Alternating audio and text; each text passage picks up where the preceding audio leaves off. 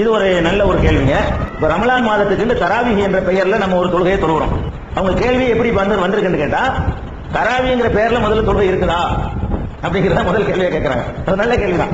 ஒரு தொழுகைக்கு பெயர் வைக்கிறதா இருந்தா அசர் தொழுகைன்னு பேர் வைக்கிறோம், லோகர் தொழுகைங்கிறோம், பஜ்ருங்கிறோம், ஜும்மாங்கிறோம், ஈது தொழுகைங்கிறோம், மலை தொழுகை, இஸ்திஸ்கா தொழுகைன்னு சொல்றோம், குசூப் அதாவது சூரிய கிரகண சந்திர கிரகண தொழுகைன்னு சொல்றோம்.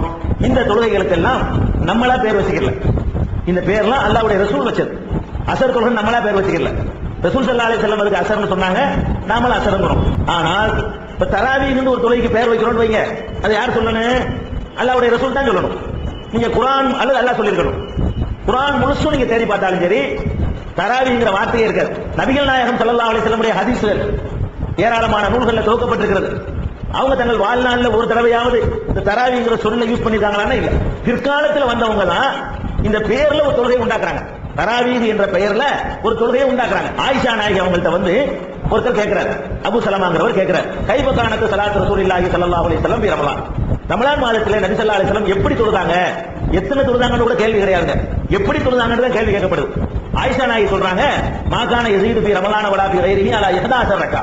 ரமலான் மாசத்திலையும் வேற 11 மாசத்திலையும் 11 ரக்காத்துக்கு மேல அவங்க அதிகமா தொழுவது இல்ல அப்படிங்கிறாங்க. இதுல என்ன வழி? எங்க இருக்கு? புகாரியில.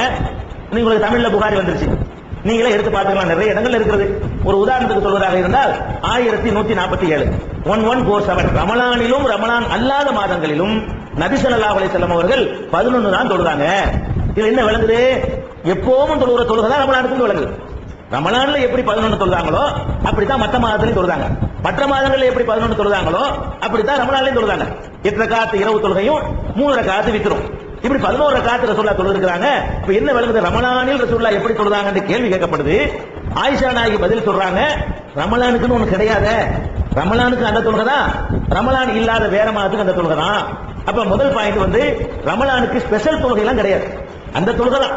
இன்றைக்கு இரவுல எப்படி தஹஜ்ஜத் தொழுகிறோமோ அந்த தொழுகையை தான் ரமலானிலும் தொழ வேண்டும். ஆனால் ரமலானில் கூடுதல் ஆர்வம் ஊட்டிருக்காங்க.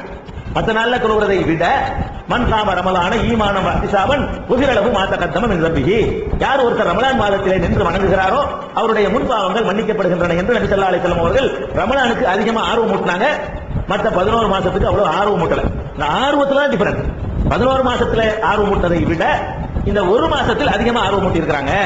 இது நீங்க புகாரியில பார்த்துக் கொள்ளலாம் 1147. அப்ப தராவீங்கிற இந்த பெயர் பின்னாடி வந்தது.